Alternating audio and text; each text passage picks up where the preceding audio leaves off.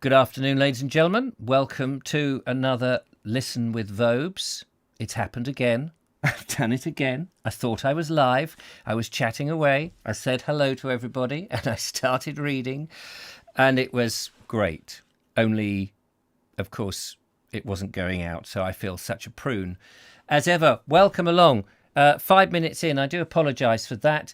Lots of people were chatting. I didn't read any of it and then suddenly, yes, here we are. I got so absorbed in the story. So here we are. Welcome. I'll treat that as a rehearsal. Very nice to see you. I dare say my phone that just pinged was the lovely Julia going, nail biting. Are you live? Yes, I was live. I did it again. I'm so sorry. Anyway, Happy New Year to you all. Thank you very much for joining me on this 5 minutes past 4. What's going on? So I'll just briefly say hello to everybody. I did say hello to everybody before, but obviously that didn't go out. But hello to everybody. Welcome along. 19 of you concurrently watching. Thank you for joining me this afternoon. We are reading the wonderful book here, Children of the Archbishop. And I go back to where I was then. How many pages is that? We're on chapter 5, part 3. I'm calling them parts as in the number of recordings I do, but this is now chapter 5. But hello to everybody and Happy New Year to you all. I'll just check. Dress rehearsal, always handy. Yes, thank you very much. Right, there he is. Yes, he's probably talking to himself again. He is. I have form on that. I know. The thing, anyway, it doesn't matter. I'm here now. This is chapter 5, ladies and gentlemen. In the bed, the child is lying. She is an angry child, and because she is angry, she is taut and rigid, with her fingers clenched. Her arms are bent, and her rounded fists are faintly visible over the top of the bedclothes. On her cheeks, the splashes of tears still glisten in the light of the one gas mantle that has been left burning. But she's not crying now. She is far too angry to cry. She just lies there alone, angry and unsleeping. And my phone has just gone again, but surely you can hear me now. Are we working? I don't know whether that was... You see, I need my phone there just in case something goes wrong and Julia can say, hey, oi, it's not working. But I assume it's going. There you are, Mr. Vobe, she says. So presumably you can hear me and see me and hopefully it is all going well. Okay, I shall continue. Usually at this time of night, if she wakes up, she is frightened. The ward looks so long and wide and high. It seems to extend forever, going on and on from the glow of light from the one gas burner into the world of complete outer darkness. It is black night itself that reigns at the far end. And when the lights are out, children in the other beds look strange somehow, not like children at all. One of them, the little girl with the thick curly hair, is a sheepdog. Next to her, with the snub of her nose just showing, is a pig. And in the bed beyond, the little girl with the clothes humped up over her is a bear. A sheepdog, a pig, and a bear. They are horrid companions for bedfellows. And once seen, they are generally too frightening for her to be able to go off to sleep again. But she's far too angry to feel frightened by anything tonight.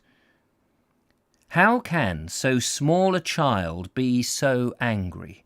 What is it that makes her draw her legs up to her chin and then thrust them straight out again, thin and bony towards the bottom of the bed?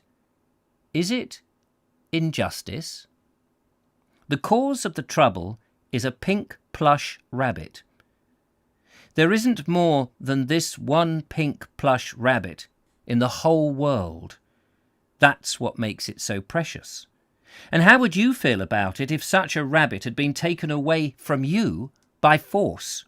How would you feel if you'd been held screaming while thick fingers prized open your arms and snatched your cherished, your favourite, in fact your one and only piece of personal property from you? Well, That is just what happened in less than 6 hours ago. That is what just happened in 6 hours. I can't even read now. Well, that is just what happened less than 6 hours ago to this little girl. It's because she is all alone and unbefriended that she has got to do something about it herself. And she means to do it. First, she has to get out of bed. This isn't easy because the bedclothes have been tucked in so tight. But at last she manages it, and, businesslike and deliberate, she slides down to the floor. Now that she's standing up, you can see what a skinny child she is. Her black hair is plaited into 2 rat's tails that stick out over her shoulders, and her small face is grave and anxious-looking. She goes over to the hook where her clothes are hanging, the blue cape and the red hood of the hospital, but they're too high for her to reach. She can't even reach up to the shelf that holds her vest and knickers and the rolled-up black stockings. There's nothing for it, therefore, but to set out as she is in her long flannel nightgown. The only thing she can reach are her shoes, which are on the floor underneath the shelf. And without stockings, these feel ice-cold and sloppy as she puts them on. Then she sets off down the main avenue of oilcloth between the row of double beds. It is to the double row of beds, not the row of double beds. It is to the far end of the ward that she's going, away from the light. And this means passing quite close to the sheepdog, the pig, and the bear. In her sleep, the bear girl is growling faintly, and under the bedclothes her limbs are moving as if she is getting ready to pounce. But the little girl goes past her safely. She goes on, slopping in her big clumsy shoes. At the end of the ward is a door. The door leading to the corridor with the door of the playroom on the other side. It is in the cupboard of the playroom that the pink plush rabbit has been put away, and it is to this cupboard that the little girl is going. The door of the playroom opens just as easily as the door of the night ward, and the little girl goes in.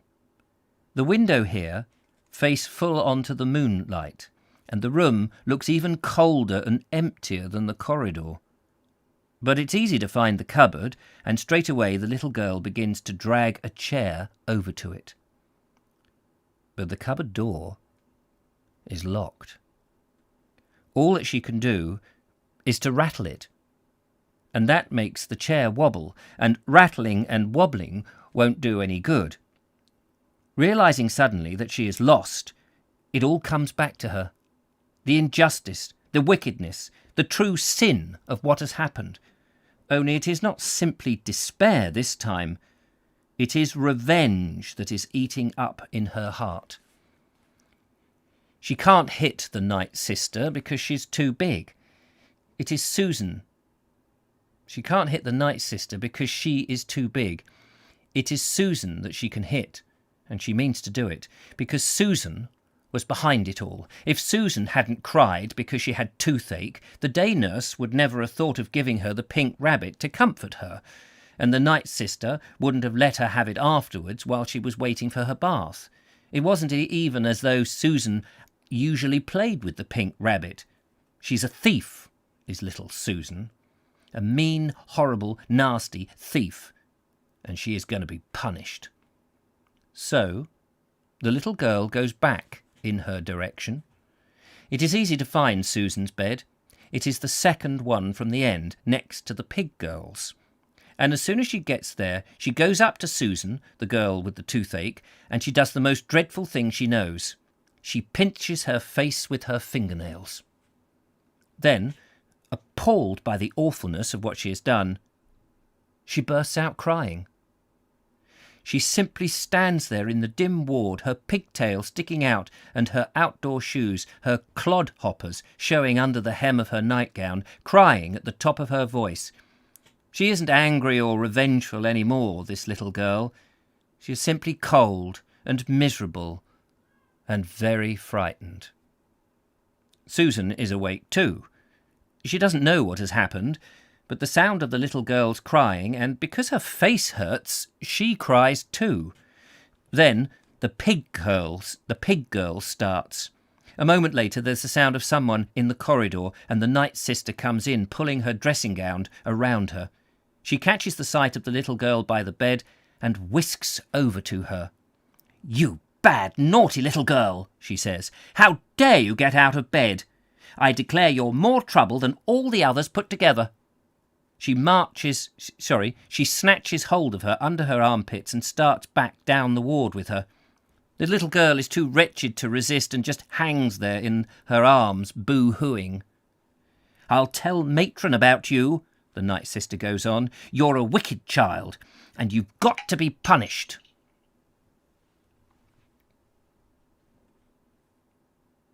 When she reaches the little girl's bed, she thrusts her back under the bedclothes and tucks them down so tightly that escape is impossible.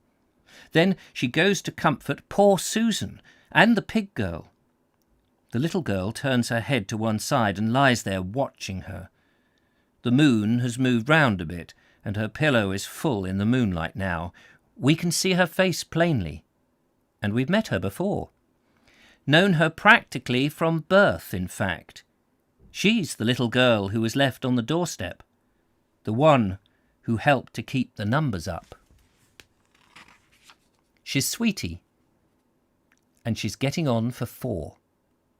Must be just about 4, in fact, within a week or so, either way, because could be her birthday today, for that matter.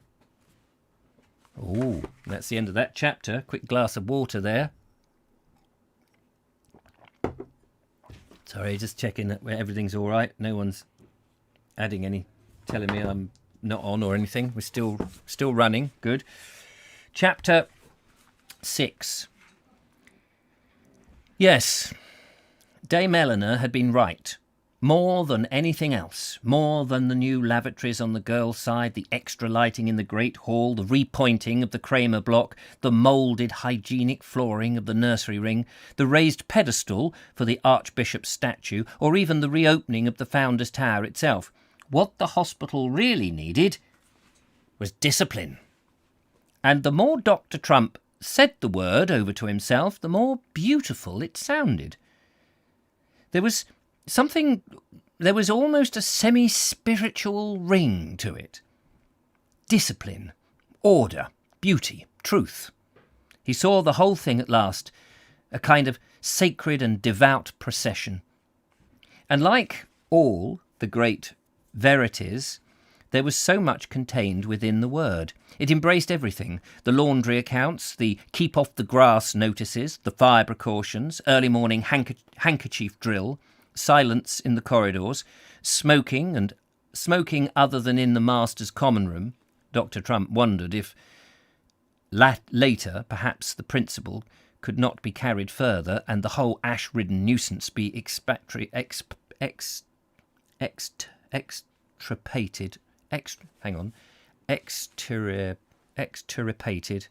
Extirpated? Is that a word? Forever. The proper care of the fingernails throughout the whole school, the length of the girls' hair, the exact hours for choir practice. Mr. Pavarius, Dr. Trump had noticed, seemed to have a somewhat Chinese sense of time. And, of course, above all, behaviour in the classroom, attention during lessons, no note passing, no decoration of the covers of exercise books, no paper darts, no blotting paper pellets that had been soaked in inkwells, and certainly no ragging. He had examined the masters specifically on this kind of point, deliberately not mincing his words. Could they or could they not keep order? He had asked bluntly. Did they or did they not experience trouble as soon as their backs were turned? And he was bound to admit that the answers that he had received had not been entirely reassuring. And in any case, the masters were such a wretched lot. Mr. Dawlish, for instance, had created the most unfavourable impression. Dr. Trump had been compelled to ask him to remove Dr. Trump had been compelled to ask him to remove what appeared to be egg stains from his waistcoat. Also, though it was really too absurd to have to correct a grown man in this way, he had been forced to ask him to clean the lenses of his spectacles and to make himself look generally more energetic, more sprightly, more commanding. It was then that the truth had to come out, just as Dr. Trump thought it always would. Mr. Dawlish did have trouble, and there was one small boy, Ginger Woods, who apparently gave most of it. Dr. Trump resolutely made a note of him just now suddenly not reading well again.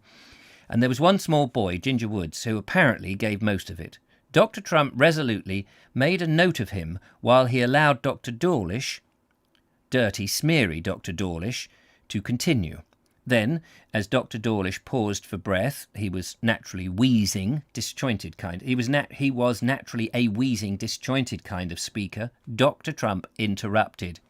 "Keep an eye on him," he said sternly. "If there is anything further of this kind, I am ready to make an example of Master Woods if necessary." The conversation came back to him at this moment as he sat there in his study, soaking his ginger nuts in his tea before eating them. At this moment, while he soaked and sucked, he saw the future most plainly, saw a chastened and reformed Master Woods, after what would obviously have to be the inevitable caning. He had never caned anyone before, and he somehow wasn't looking forward to it. Nevertheless, if discipline demanded it of him, he would tan the hide of every boy that he had under him. He'd finished the last of the ginger nuts by now, and carefully stacking up the tea things, he went over to the corner cupboard that was also his armoury. There, in the corner stood the cane. After a moment's hesitation, he took hold of it and proceeded to examine it. Altogether, in fact, it looked a brutally effective sort of instrument. Then, idly at first, he began swishing it. But that taught him nothing, except perhaps to avoid a dangerous backlash on the recoil. If he really wanted to experiment, he would have to hit something. A cushion, maybe. And why not a cushion? There was one, a red velvet one, on the settee in the corner. And crossing the room with the cane tucked smartly under his arm, he picked it up and arranged the cushion carefully across the seat of one of the chairs. Then he removed his coat and rolled up his sleeves. He was engrossed, utterly engrossed in this piece of practice by now, and he spat on his hand before attempting to get his grip right. "6 of the best, I think we said," he observed to the empty air above the chair, "and if the treatment is not effective, it can be repeated. 6 of the best." There was a classic ring about it, and he repeated the words louder and more menacingly. Then he began. 1. Pause. 2. Pause. 3. He was breathing more heavily now, and the veins in his forehead were beginning to pulsate. But he persisted. 4. It was just as he was about to deliver the 5th blow, the cane was raised and his teeth were clenched fast in readiness, that he heard somebody address him. And it was not merely the sound of the name that had startled him, it was the voice that had spoken. It was Mr. Pavarius's. And Dr. Trump remembered now. He had been so grossly dissatisfied with the look of Dr. Pavarius's register that he had told the obnoxious man to bring it over to his study for inspection.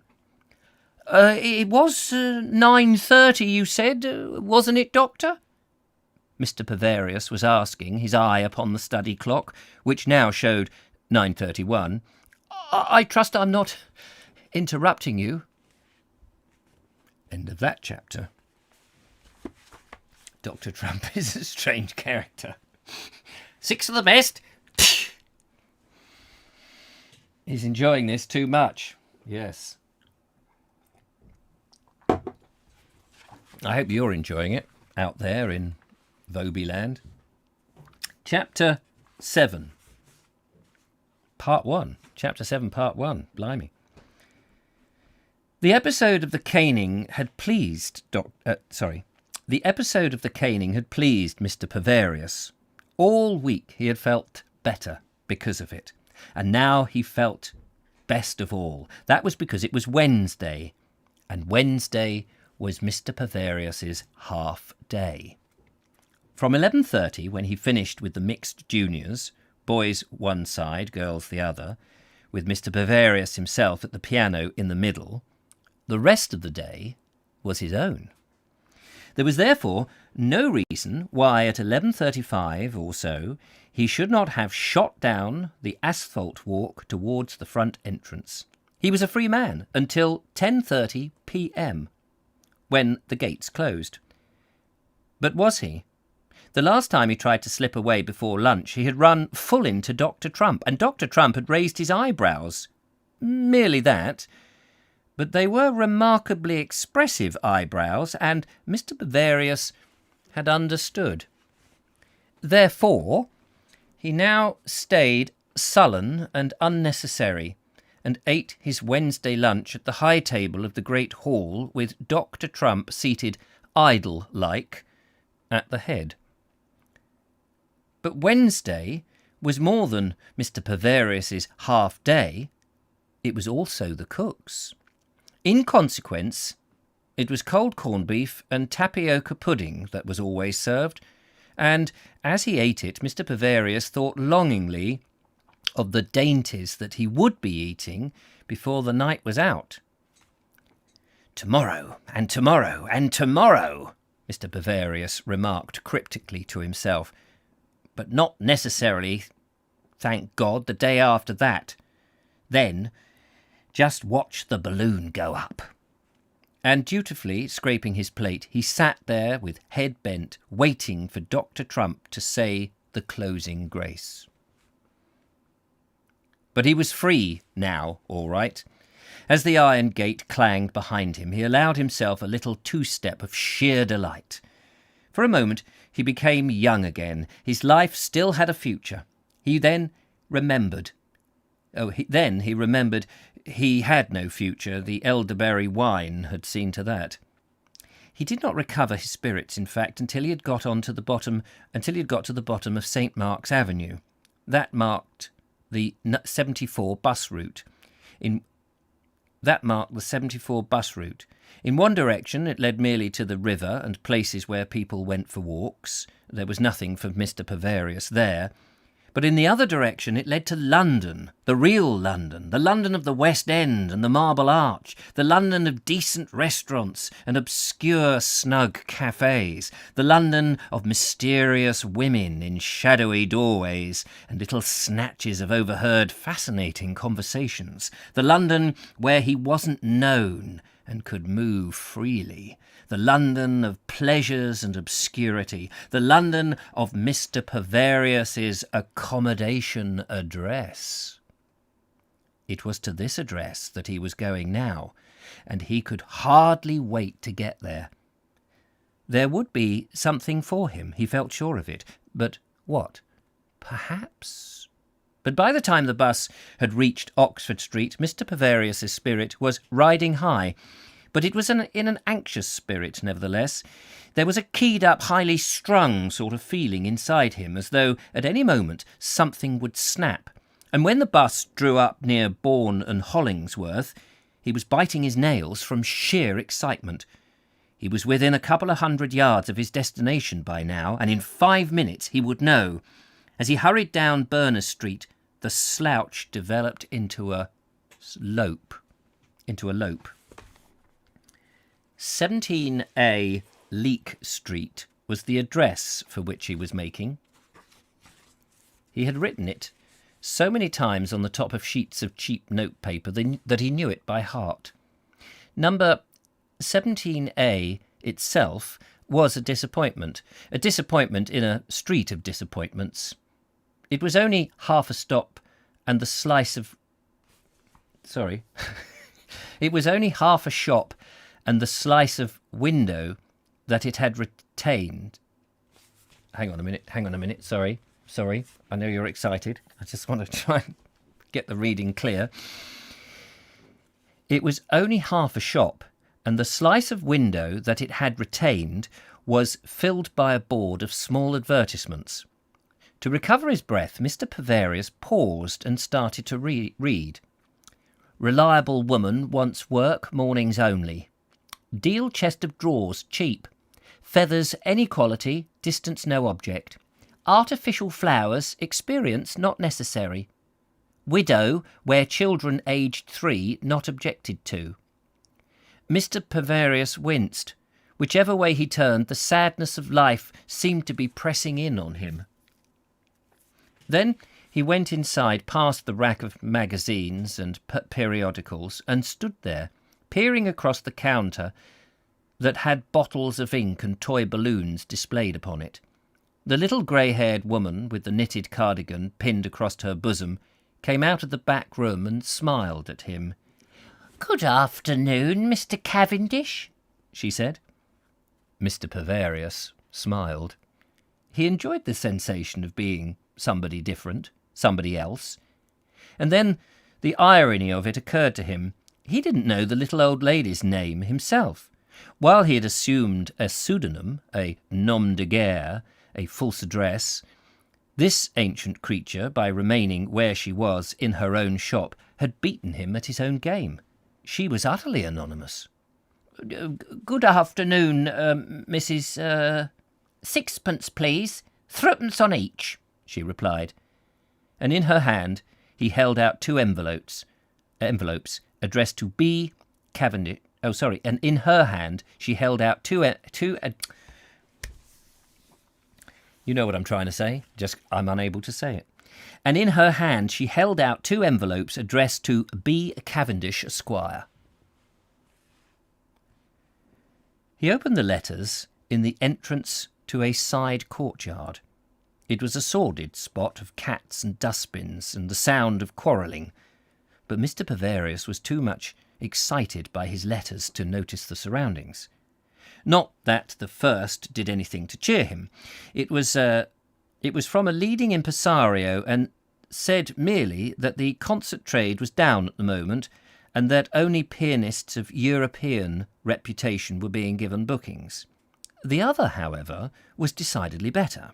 So much better, in fact, that Mr. Pavarius whistled. Then he straightened himself. "Charing Cross Road," he murmured. "Couldn't be better. We will go and visit him." As Mr. Pavarius looked down the Charing Cross Road, his eyes lit up. After St. Mark's Avenue and the hospital, it was like finding himself on another and a brighter planet. At the corner of Old Compton Street, for example, there was a coloured gentleman in a white trilby, arm in arm with a lady with a lot of yellow hair. Really, it was magical. It was like getting on the Underground at Oxford Circus, only to find that the next station was Marseille or New Orleans. But still not half so astonishing as to think that Mr. Pavarius really had business there. He padded rapidly along in his spongy crepe soles, his black clerical-looking hat pushed onto the back of his head, his music case swinging agitatedly in the crook of his arm. And when he reached Arcadia House, he was breathless. But it was more than breathlessness that made him utter a deep sigh as he turned inside. It was happiness, sheer happiness. This, he told himself, was life, real life, the secret life of which Dr. Trump and his other tormentors knew nothing. And right at the top of the 4th floor, he climbed, and right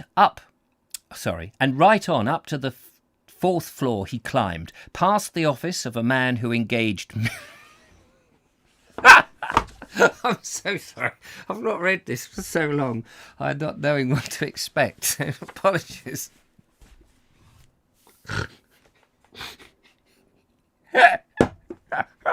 It's not funny at all, but it made me laugh. Let me start that little bit again.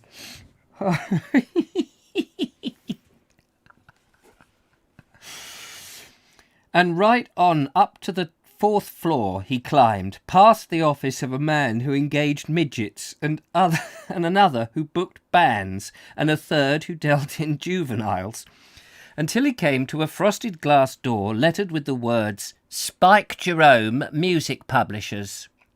Then he went inside. Sorry, it's just the midgets.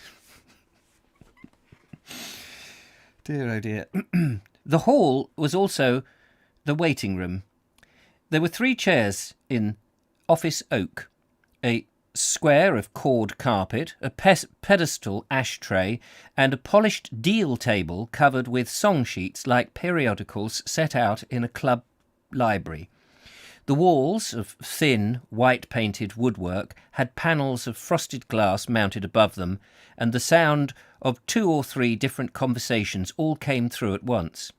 The small bell push on the farther wall was prominently marked "Ring." Mr. Bavarius hesitated for a moment. Then he obeyed the notice. But because a telephone bell rang at the same moment, Mr. Bavarius was kept waiting. He was unprepared, in fact, when one of the glass panels was shot suddenly upward and a girl's blonde head appeared. "Got an appointment?" Gotten. It's got here. It's lovely. Gotten. Got an appointment. "Got an appointment?" she asked in a slow, husky... Got an appointment? She asked in a slow, husky drawl, as she had only just got off the as if she'd only just got off the boat, rather, at Southampton.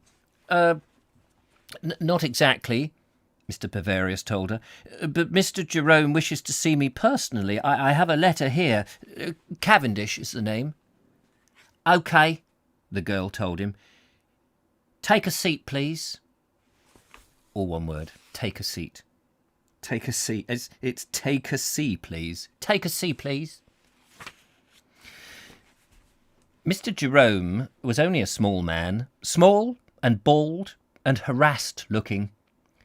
But he wore a vivid American tie as though in an effort to persuade people that he really was a carefree transatlantic sort of daredevil, and he carried a cigar between his lips for apparently the same reason. During the whole time Mr. Bavarius was there, he didn't see him get so much as a puff out of it. Mr. Jerome kept transferring it from one side of his mouth to another and spitting out portions of leaf that had become detached on the way. But he knew his business, shut up there in his little glass and plywood cell, with walls plastered with signed photographs of sleek, ferocious, smiling men and drooping, romantic women. He wasted no time in idle courtesies. He got down to things right away. "Sit down, Mr. I like that last... Oh, sorry. I'll try and read this fluently. "Sit down, Mr. he said. I like the last number of yours." 4 o'clock Dole, you mean? Mr. Bavarius asked him. Mr. Jerome nodded. "I've got something, a catchy little piece if we can get the boys interested." The cigar suddenly began coming apart so alarmingly that he had to interrupt himself to get rid of the fragments. I'm trying to work out who's talking here.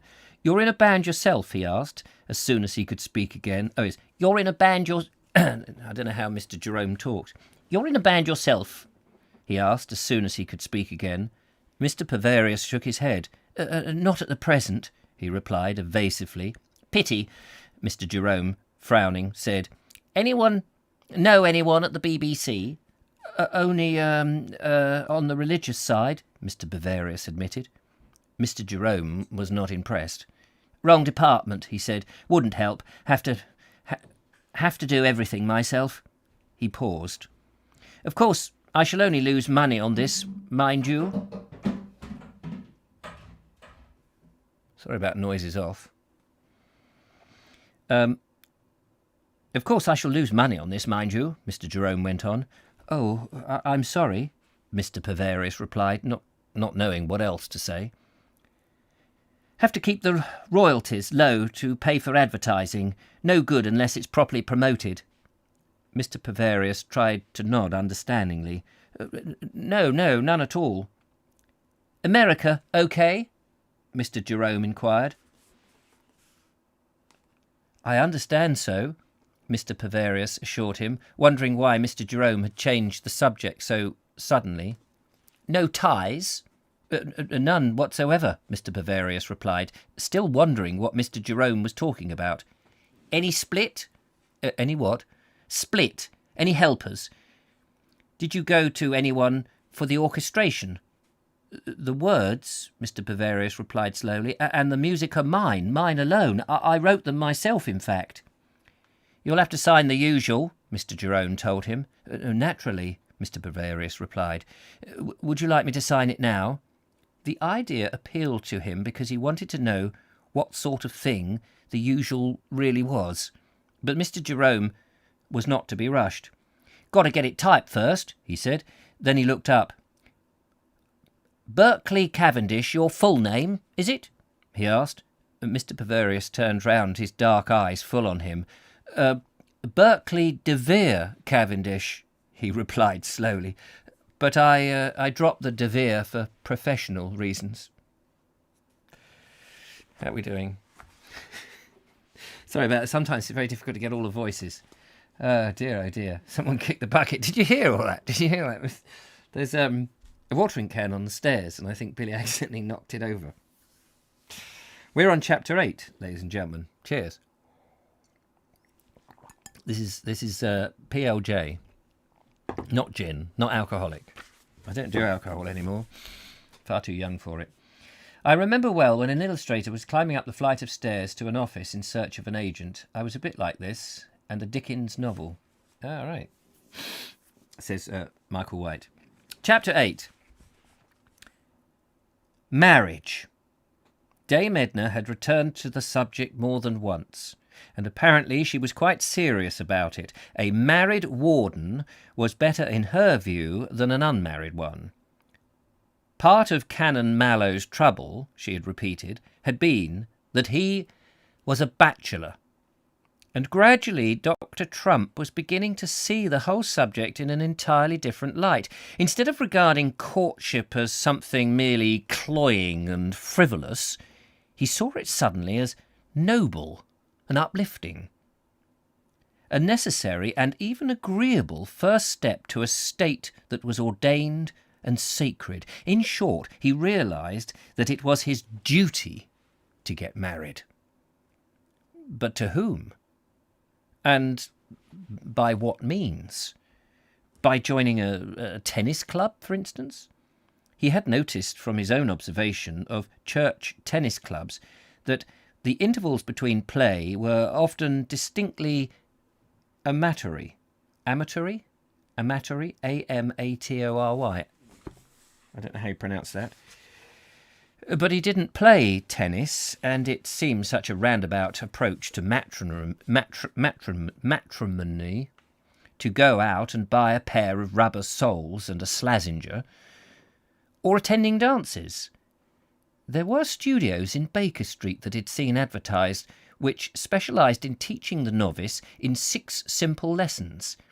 But could he be sure that he could become proficient enough for people to take notice of what he was up to? He could not, in his position, afford to risk being pointed out as a wolf, a prowler. Or a foreign tour, perhaps. The Swiss lakes, or Holland in tulip time. The very nicest women visited that sort of place. Yes, there was something in the idea of carrying the search abroad, too much, in fact. There was the Channel.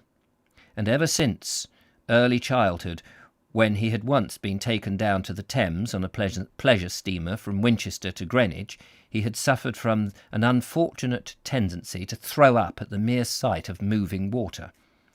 As he reflected on this, he felt saddened. It seemed that matrimony was a charmed circle into which it was not merely difficult but almost impossible to enter. In consequence, he was moody, preoccupied, and jumpy. He was still in this state of gunpowder alertness to sex as he emerged from his study that evening to make his rounds of the hospital. He was strictly methodical in these matters, and today was the turn of the Latimer block. Because it had been raining earlier, not Sid Harris's kind of rain, merely a flimsy tissue paper kind of stuff, he took his umbrella and put on a pair of rubber overshoes. Then, notebook in hand, in case he wanted to jot down any little things, he set out. The first entry was completed before he'd got 100 yards from his lodging. There was a flower, a dandelion, lying in the centre of the main pathway. There could only be one explanation. A child had dropped it. And then, while he was wondering whom to blame, the child for its carelessness or the gardener for not tidying up after the children had passed, the solution, the simple dynamic solution, occurred to him. Out came his notebook. "Close to main path to children," was what he wrote. By the time he'd reached the nursery wing, he had noted also that the lid of one of the water butts needed screwing down so that the smaller children could not drown themselves, and that what appeared to be a portion of a homemade kite was caught up in one of the gutters of the Cranmer block. Then, notebook still in hand and pencil at the ready, he pushed open the frosted doors of the Latimer and looked about him. At first sight, he took the place to be deserted.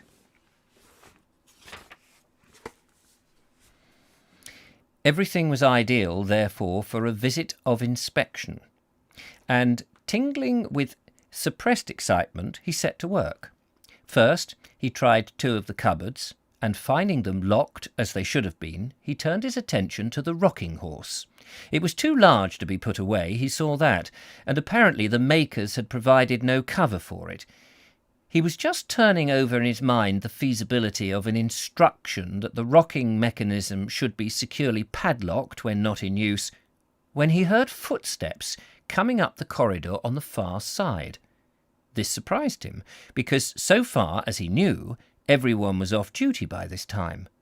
Withdrawing quietly into the alcove behind the doll's house, it was a large doll's house, practically cottage size, in fact, he remained there, watching.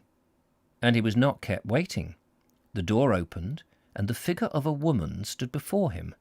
Because it was dusk, he could not see her at all clearly. All that he could see was that it was not hospital uniform that she was wearing. That was broadly and distinctively striped, with a starched collar and cuffs. He could only assume, therefore, that one of the nurses was gallivanting around in her off-duty costume. Perhaps, after all, he was onto something. But there was no attempt at secretiveness. When the newcomer had reached the centre of the hall, she casually put up her hand and pulled the dangling brass chain of the chandelier. There was a plop as the gas mantle lit itself, and then she stood there, clearly revealed and ignorant of the fact that she was being spied on. To his astonishment, Dr. Trump saw that it was Margaret. What's more, as he peered round the doll's house chimney stack, she struck him as being rather an agreeable kind of woman. She was tall, dark, and dignified. No, that wasn't the right word. Placid. She was not the sort of woman who would imagine presiding gracefully over a nursery tea of a large family. She was the sort of woman whom he could imagine presiding gracefully over the nursery tea of a large family. Yes, that was it.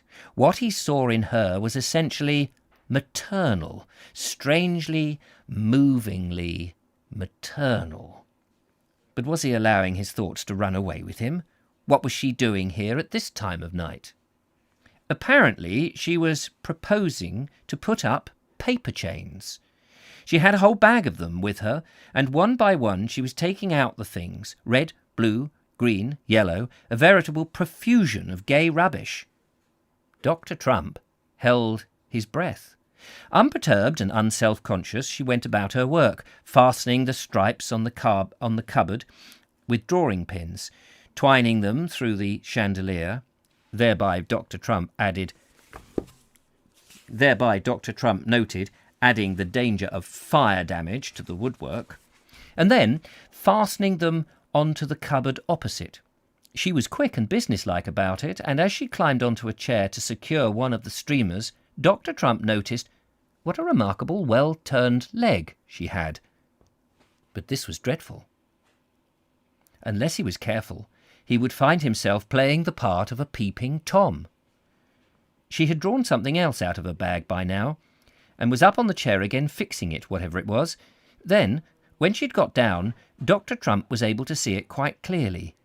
There, hanging from the chandelier, was a piece of coloured cardboard bearing the words, "Happy Birthday, Sweetie."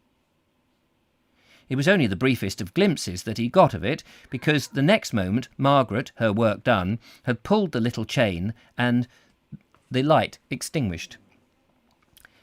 He heard a key turning in the lock and realised that Margaret had locked him in. It was while Dr. Trump was climbing out of one of the windows that a remarkable thought... It was while Dr. Trump was climbing out one of the windows that a remarkable thought came to him. He saw himself in a deep armchair with a comfortable drawing room with Margaret seated on the hearthrug at his feet. He was toying lovingly with the lobe of her ear, and as he toyed he was saying teasingly, "Oh, do you remember, my pet, that first evening when you locked your poor hubby in?" Then, holding his breath, he jumped. And as he landed, a voice spoke to him. "Good evening, Doctor," he said. The voice said. A little light rain again, I fear." As he spun round, he saw the bright glow of a cigarette end. He must have practically jumped on top of the man, and he recognised the voice. It was Mr. Pavarius's, but it was not the voice alone that worried him. It was the grin that lay behind it, and as he stood there, the grin came wrapping round him like a serpent. Mr. Pavarius again caught Dr. Trump out doing something dodgy. Oh my, what an intriguing and fascinating story. Isn't it a joy? Children of the Archbishop by Norman Collins. I love Norman Collins's work, and I love the sort of 1940s, early 50s sort of turn of phrase, and I hope I'm reading it fairly reasonably. Thank you so much for watching. It's all good stuff. It's all good jolly. So nice to see Richard enjoying the book. I did enjoy it. I do enjoy it. Charlie Cooper says, made me crack up laughing as well. This book is funny. It is funny. It is certainly, I remember smiling all the time I read it when I'm reading it silently, when I read it for the first time. Just these idiosyncrasies. And his masterpiece, London Belongs to Me, which I did toy with reading, and maybe I will read it down the line, is it's what I love, not so much so far, but this is showing it, is the mundane detail that makes the characters have that almost, there's a sort of what should we say, there's a sort of pantomime element to it, but at the same time there's that undertone of just real mundane normal stuff. And in London Belongs to Me, there's a lot of toing and froing on buses and paying for bus tickets and sitting down on the number 36 and the places you see and the ringing of the bell and the people getting up and coming out. And there's this, it's a brilliant sort of pastiche, I suppose, of what London was like. And it's just, I think the London Belongs to Me is so brilliant of these characters who are larger than life in their own way, but incredibly ordinary. And I absolutely love that style of writing. It's very English, says Michael White. Yes, it's absolutely brilliant. It's really a gothic horror or something weird, says Josh Hastings. Enjoying it so far, says Justine Jones. Jolly good, enjoying it. It's great, says Toyo Podge. Loving this book. The mind boggles. This is hilarious. Oh, good. Excellent.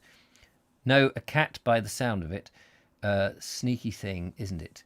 Could Trump possibly be brainwashed by a female and then become nice and lovable? Dear, oh dear. Anyway, lovely to... did Richard say Dame Edna? I don't think... Eleanor, isn't it? Really enjoying it, says Lisa Fishburne. Good. I will see you... Wait a minute, it's Friday, isn't it? There is no readings tomorrow and the next day. Oh no. We won't know what happens. Dr. Pervarius, Mr. Pervarius, who has a double life, as what is his Berkeley De Vere Cavendish, but I dropped the De Vere for professional purposes. I love it, absolutely love it. Good. Monday we will resume reading. We've got the weekend off now. Happy New Year to you all. Thank you for joining me, and very nice. Can't wait for the next reading, says Mary.